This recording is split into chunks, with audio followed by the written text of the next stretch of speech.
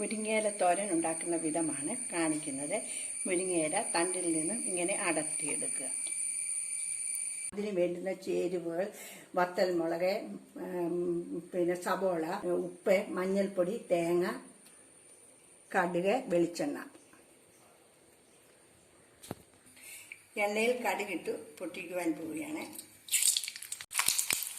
അതിനുശേഷം വത്തൽമുളക്, കറിവേപ്പില, ഉള്ളി അരിഞ്ഞ് വെച്ചിരിക്കുന്നത്, പച്ചമുളക് അരിഞ്ഞ് വെച്ചത്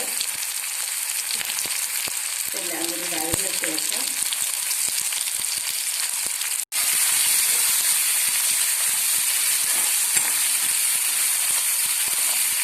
തേങ്ങയും ചേർക്കുക. മഞ്ഞൾപ്പൊടിയും ഉപ്പും നന്നായി കൂട്ടി വേവിപ്പിക്കുക.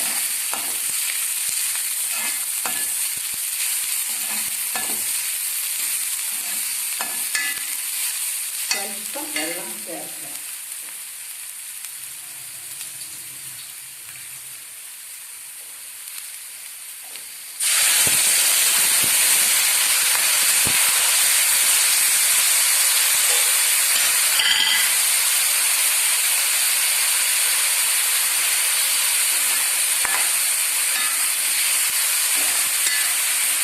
ഇനിയും മുരിങ്ങയില ഇട്ട് മൂടി വെച്ച് വേവിക്കുക.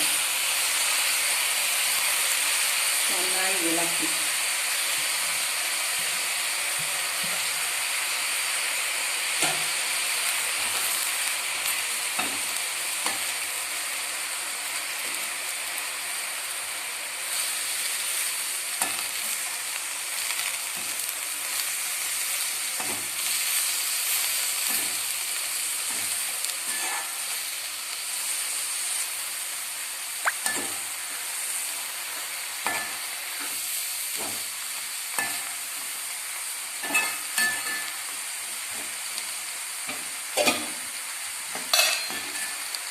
അഞ്ച് മിനിറ്റ് സമയം വേണം.